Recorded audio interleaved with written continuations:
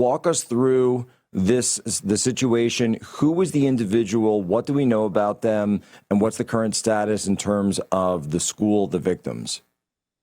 So yesterday, in a very tiny town, a very tiny mining town nestled in the foothills of the Canadian Rockies, an individual named who has been identified as Jesse Strang went into the school, killed 6 people, injured 25. Three of those were transported in critical condition to a hospital. One of them died on the way. It's been reported today that, and this is just, on Twitter, this hasn't been confirmed by authorities. Canada seems a little slow with that, but one of the victims has made it out of surgery, a little girl named Maya. The school is the Tumbler Ridge Secondary School. It's a high school in this town. The town has maybe 2,400 people. It's very small. The secondary school is 7th grade through 8th grade. I mean, 7th grade through graduation, through senior year, 7 through 12, and it has about 160 students. So it's an extremely small school and a very small community. Police were called to the school, I think, about 1:20 p.m. local time yesterday, where they went into the school and cleared the school and found also the shooter dead from a gunshot wound that was self-inflicted. So this is really a big tragedy, and there have been some complicating factors in terms of getting to understand the identity of the shooter, and a lot has been done by independent journalists in Canada who have gotten that information out, because the CBC, which is the state-run media there, which is very pervasive, has been very uneasy about releasing details and has not released details. So the victims are not known. However, Amy Ham, who is in the province where this happened, spoke about it on Twitter and said that she had been in previous years in a private Facebook group with the mother. Now, Amy Ham is a women's rights activist, and she has worked really hard to preserve women's only spaces in Canada, and that has been a losing battle for her, but she's been fighting anyway. She said that she was in this private Facebook group with the mother, and she believes that the mother is one of the victims because 2 people were also found dead in a residence in the town. So they have also not been identified, but Amy Ham has said that she believes that it's the mother. So it really does seem like a very similar tragedy to the trans shooting tragedies that we see unfolding in America as well, where you have a person, an individual who in this case was taking SSRIs, talked about taking Zoloft and some other medication that is specifically for autism and sleep, insomnia and things like that. So you have this individual who had been posting about being trans, about, wanting to take hormone replacement therapy as well, which is cross-sex hormones. He had changed his username from Jesse Boy to Jess UWU. And people may remember that OWO was something that was engraved on the bullet casings in the Charlie Kirk assassination case. And UWU is a similar thing to that. It sort of represents anime, furry kind of things like that. So, It's so that's what an we're anime. looking I at. mean, UWU I would say, obviously originated in anime culture. It certainly has transcended that. I'm familiar with that meme.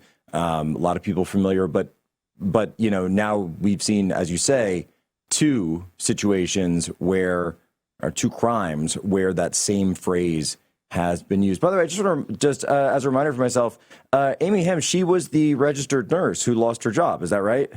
That's correct. Yeah, she lost her job for sticking up for women's rights. Yeah. Okay. I remember She that. I was believe. prosecuted. Yeah, she was prosecuted by Yeah, and I the believe midwives you association. interviewed her, right? I sure did. Yeah, I Yeah. think the world of Amy. Otherwise, I wouldn't cite what she was saying. I think that she's very Which reputable. just blows my mind that such a small world that this came up now. But my question is going to be, though, is the fact that they were in a private chat together, private Facebook group together, and has Amy stated whether or not that the mother was there because it was a group involving trans rights or fighting to protect girls' spaces from trans rights, this It's trans it's community? No, she didn't go into detail on that, but she did say that this mom was concerned about her son who was taking joy in Wow. injuring his siblings, who seemed a little bit, I don't want to put words in Amy's mouth here, but seemed a little bit psychotic. When we think about, children who take pleasure in injuring others, that's something that certainly is a parent's nightmare. And I think that that's what she was talking about here. Now, this Facebook chat was a few years ago. So the posts that Amy was sharing were from, several years back. But there have been posts since then by this individual that are saying, that they're trans and they're trying to figure out how to navigate that. And they came from a family where hunting was part of, family life. And so there were a lot of guns in the home. And that's, I mean, just absolutely horrific. Libby, this is a small mining village that is an extremely remote town. As you say, 2,400 people, a place that I don't think most folks would associate with rampant outbreaks of the trans community. How is it that a town like that could see something like this that typically you would associate with large urban areas, cities, or, my gosh, we're seeing something now where Orem, Utah has a situation like this and other parts of Utah. What is going on here?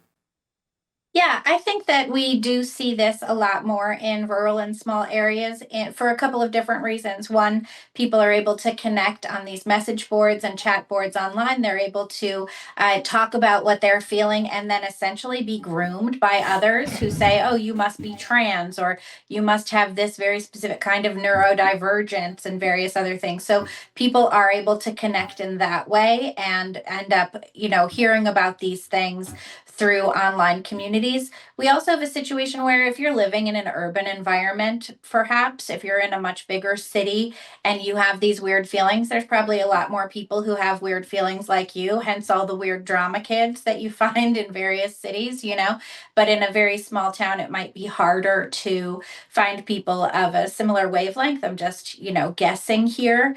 But also, you have a situation where you have the coastal elites, you have the coastal leftists acting like the entirety of flyover country. And certainly, most people fly over the Canadian Rockies and don't stop. You have a lot of people who think, oh, the middle of the country here, the people out in this rural areas are very backwards. But they've been inundated with all of this messaging, just like everybody else has. There's no real difference anymore. And the flattening of our culture through online media has really made a huge difference where this kind of stuff is accessible to everyone. So there's no respite from it. Parents in rural areas need to know that their kids are able to access this same kind of really poisonous, dangerous rhetoric and these kinds of ideas as they would be able to if they were in a larger urban area. It's just out there and you have to pay a lot more attention to it. It's on phones, it's on computers, and it seems like Jesse Strang was very active in some of these communities and had posts and a YouTube channel and all of the rest of it. So these are things that you have to watch out for, but it's not different than it is in urban areas, except the only real difference would be that there are more people in urban areas that perhaps you can relate to than there are in a town where there's 160 kids between 7th and Right. 12th grade. And then